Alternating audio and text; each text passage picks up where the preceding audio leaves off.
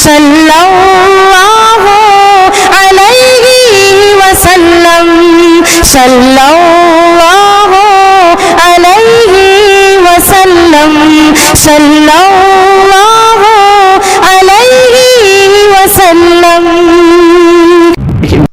اہل ایمان سے سب سے زیادہ دشمنی رکھنے والی جماعت وہ یہود اور مشرکین کی جماعت ہے۔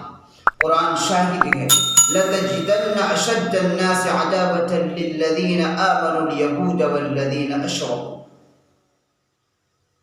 یہود یہ وہ قوم ہے جن پر اللہ کی لعنت اور اللہ کا غضب نازل ہوتا ہے۔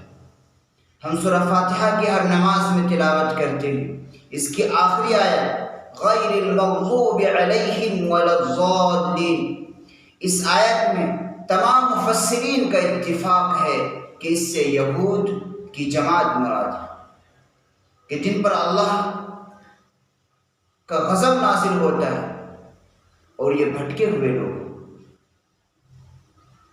بنی اسرائیل کے نبی جب بھی ان کا سلسلہ دنیا میں آنے کا اللہ تبارک و تعالیٰ نے مبعوث فرمایا تو یہ اپنے نبیوں کے ساتھ ہمیشہ عداوت اور مخالفانہ رویہ رہا ہے۔ انہوں نے کسی نبی کے ساتھ عزت و احترام کا معاملہ نہیں کیا، بلکہ ان کی مخالفت کرتے رہے، ان سے دشمنی کرتے رہے اور ان کو قتل کے در پہ رہتے تھے۔ یہ وہ قوم ہے جو ہمیشہ وعدہ خلافی، ان پر کبھی بھروسہ نہیں کیا جا سکتا۔ آج جو فلسطین کی صورتحال ہے،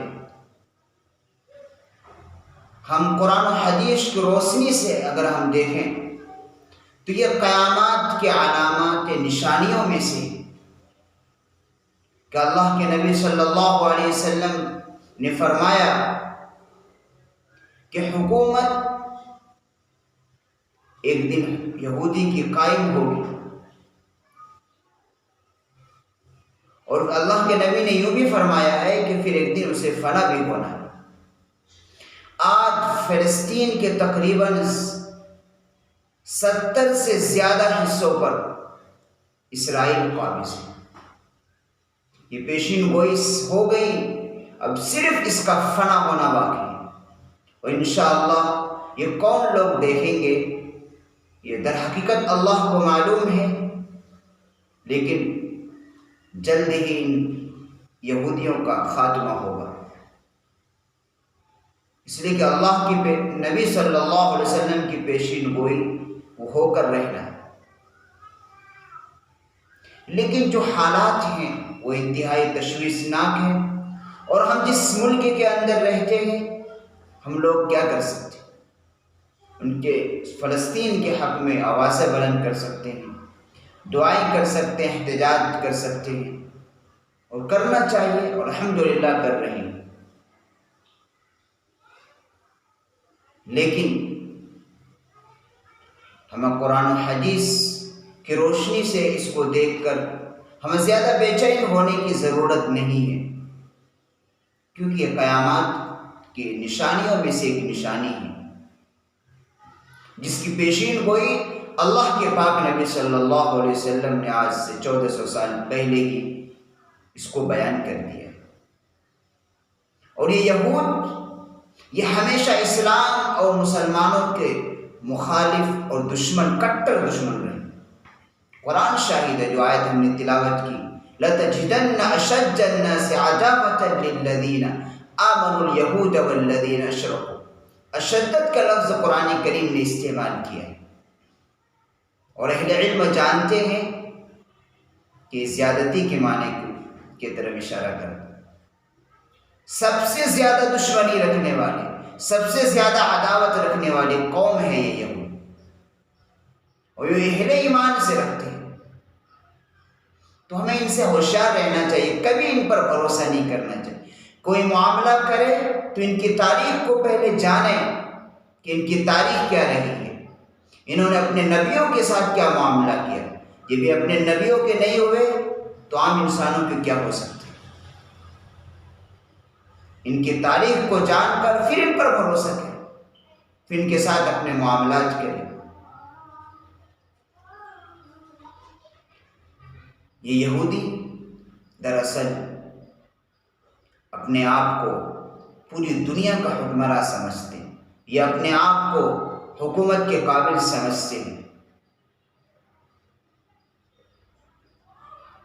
اور الحمدللہ یہ فلسطین، یہ تقریباً 1900 تاریخ کے جاننے والے کہتے ہیں 1917 سے یہ لوگ جدوجہد کر رہے ہیں، اپنے حقوق کے لیے جدوجہد کر رہے ہیں، اپنی آزادی کے لیے جدوجہد کر رہے ہیں۔ جب اقوام متحدہ نے جب اسرائیل کو تسلیم کیا اور فلسطین کی زمین کو، ان کے گھروں کو اجاڑ کر، ان کی زمین کو غصب کر کے اسرائیل کو بنایا گیا، یہ جب سے وہ اپنے حق کے لیے لڑ رہے ہیں، اپنی زمین کو یہودیوں سے واپس لینے کی کوشش کر رہے ہیں۔ لیکن افسوس کی بات یہ ہے، آج انہی لوگوں کو دنیا ظالم کہہ رہی ہے، اور ان کا رویہ مدافعانہ اور جو ایک بدیہی چیز ہے کہ آپ کسی کی زمین کو غصب کر لیں، ان کو زبردستی ان کے گھر بار کو اجاڑ دیں۔ کون ایسی دنیا میں قوم ہوگی جو خاموش بیٹھی رہے گی؟ یہی فلسطینیوں کے ساتھ ہوا کہ ان کے گھروں کو اجاڑ کر، ان کو بے دخل کر کے اسرائیل کو بنایا گیا۔ وہ تو اپنے حق کی جدوجہد کے لیے، اپنے حق کے لیے لڑ رہے ہیں۔ تو ہمیں فلسطین کے حق میں آواز بلند کرتے رہنا چاہیے، اور ان کے لیے دعائیں کرتے رہنا چاہیے کہ اللہ انہیں ظالم کے ظلم سے نجات عطا فرمائے۔ اللہ رب العزت ظالم کو کے حق میں اگر ہدایت مقدر نہیں ہے تو انہیں ہلاک و برباد فرمائے۔